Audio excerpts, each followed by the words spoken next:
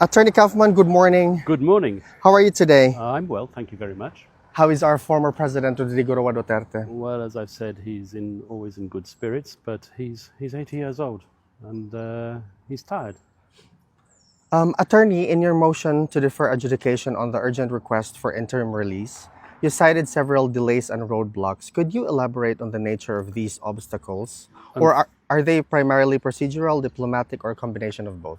Well, unfortunately, I'm not entitled to elaborate further. The matter is subject to confidentiality, as you will have seen from the filings on the ICC website. A number of parts of that filing are redacted, and they're redacted for a reason, to protect certain interests.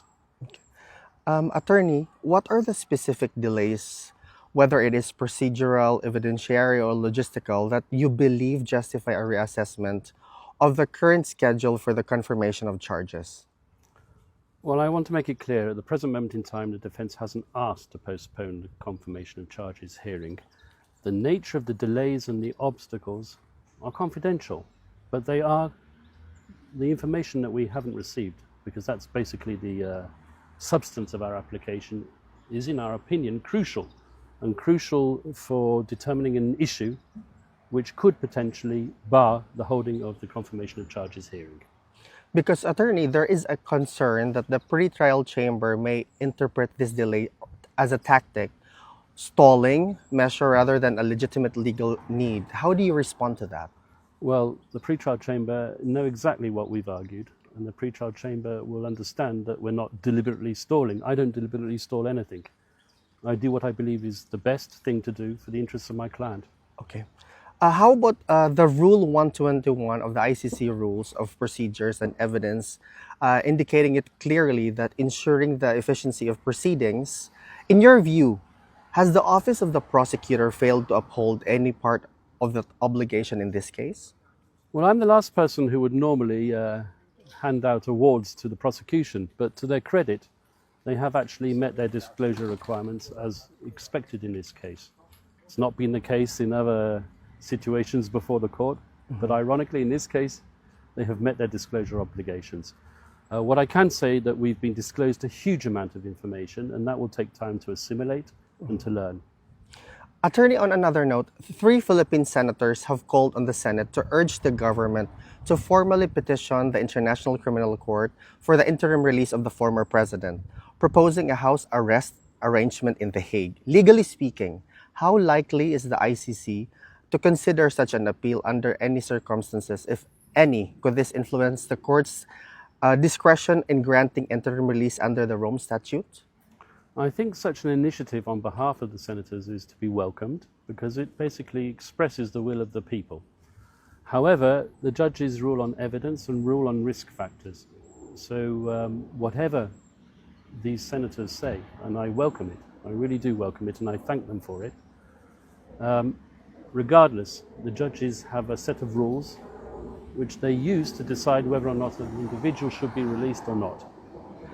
Attorney Kaufman, is your legal team actively considering the options reportedly raised by Attorney Harry Roque to file a separate civil action under Dutch domestic law challenging the legality of Mr. Duterte's or President Duterte's arrest and detention? Perhaps you could enlighten me. Where is Harry Roque proposing to file this? Under Dutch law? Under Dutch legal. And what's the nature of this? Has he mentioned it in the media? No, not yet. Because it was proposed that a separate legal remedy filed under Dutch laws could be a possible option. Are you actively proposing the same? Well, this is not the first time I've heard such a crazy scheme. I would put it that way, because at the end of the day, the Netherlands have to be involved in any request to release an individual from the court, because in order to go to a target country or a country where the person has selected to be the place for him to be under house arrest, should obviously the pretrial chamber agree, he would have to pass through the Netherlands territory. So to initiate a case in the Netherlands against the Netherlands would be a big mistake. Aside from the recent efforts filed before the ICC, such as the petitions for disqualification of certain judges and the request for interim release, what other legal avenues or procedural steps are you currently exploring to strengthen the case and secure the eventual return of the former president? Well, there is a petition before the court for interim release. As you might know from a decision given by the judges yesterday, the decision on interim release will be postponed temporarily in order to allow us to present further crucial information to the pretrial chamber. On that note, attorney, congratulations on the grant of your defense request to defer adjudication of the urgent motion for interim release. Ideally, is this motion expected to be adjudicated prior to the set confirmation of charges? I hope so, but it's all tied up with the issue of information that we haven't received, delays, which are not attributable to the defense. What is the legal significance or advantage of granting the deferment of the adjudication of the urgent motion for interim release? And I said we want to have all the information necessary to promote a claim for interim release. We still require crucial information which is available and can be made available, but because of various obstacles and delays, we haven't received it. I'm not entitled to elaborate any further on the matter. Thank you, attorney. If the interim release is granted, will former President Duterte be placed under arrest only during the pretrial phase, or will it continue throughout the entire trial if the charges are confirmed? One would hope that it will continue throughout the whole trial if charges are confirmed, obviously. Attorney, according to the report, the ICC has disclosed 1,253 items of evidence related to alleged crimes against humanity involving the former president. Have you had the opportunity to review these materials in full? If so, what is your legal assessment or overall impression of the strength and credibility of the body of evidence? Well, you talk about 1,000 or so items that have been disclosed. Correct. However, each one of those items sometimes contain up to 100 or even 200 pages. So it's an immense amount of information. It's disclosed electronically. And we have means and methods using the court's information technology systems to analyze that evidence, to perform keyword searches, to focus in on aspects of the case that interest us for promoting the former president's defense. I'm not going to comment on the strengths and the weaknesses. I'm not allowed to. However, we are busy learning that evidence. We have a short amount of time to do it. We have a fair idea what we want to argue at confirmation, but once again, that's strategy, which I shan't be disclosing in a media interview. Yes.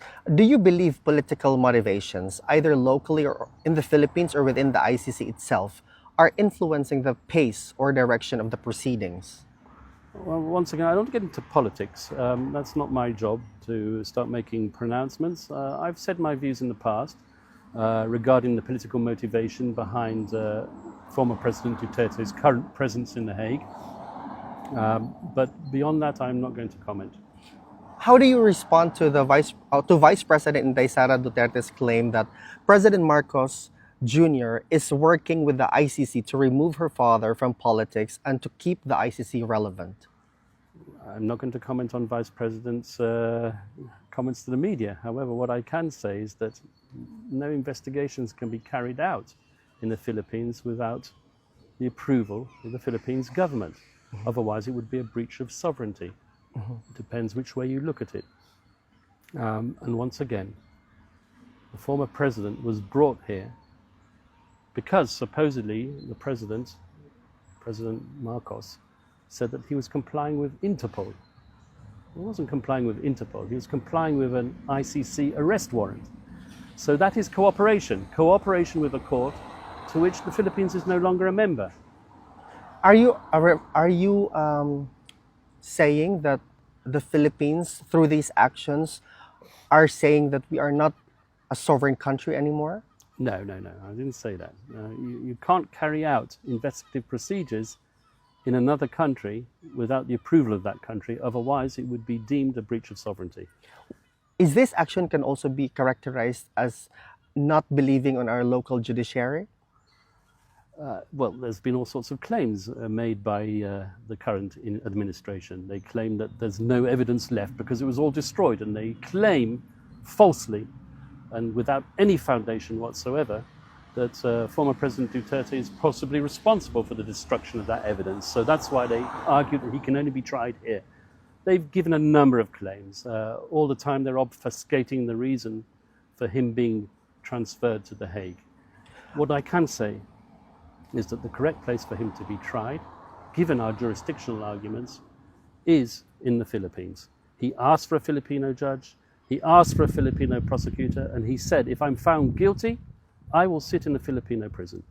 Attorney Kaufman, can I just Yes, go ahead. Are you hopeful that it will be dismissed on lack of jurisdiction when Philippine government kidnap PRRD and have him to ICC and Philippine government cooperating on witnesses which vindicate the Philippine government recognizing the jurisdiction of the ICC?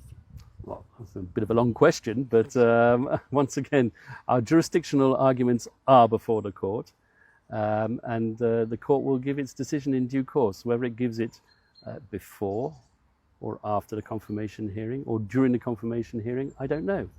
We're coming up to the judicial recess, and traditionally, pretrial chambers have delivered consequential judgments on the last days of the judicial year.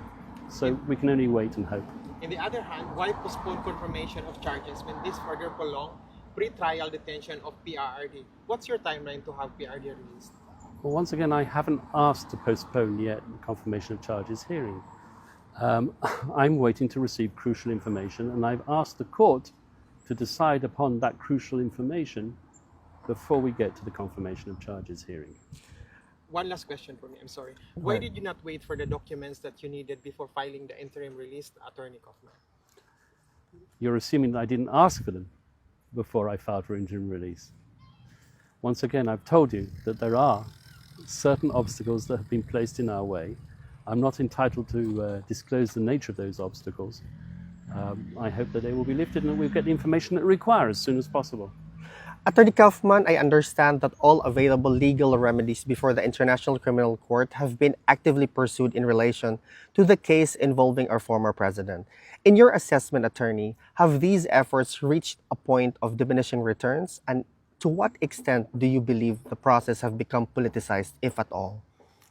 Listen, it won't serve my interests or Mr. Duterte's interests if I say that the court's a political court. I'm not going to say that, as much as people would want me to say that. It's just self-destructive. We do our best. We're lawyers. We're doing a legal job. We've explored all possible avenues, and we've pursued them with maximum vigor.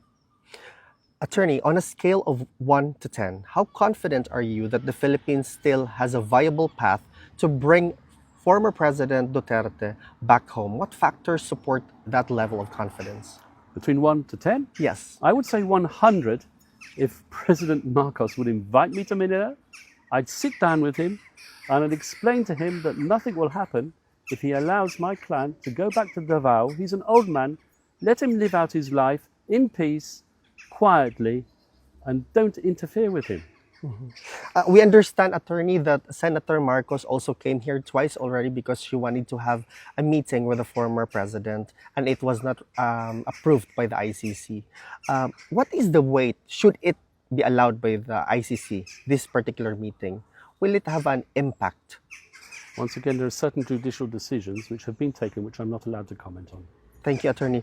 Last question. Do you have a message for the Filipino people who are closely following the ongoing proceedings before the International Criminal Court involving the former President Rodrigo Roa Duterte? Yeah, here I'm going to use the Vice President's words. Take heart, be strong, and pray for his release. Thank you, attorney. God bless you.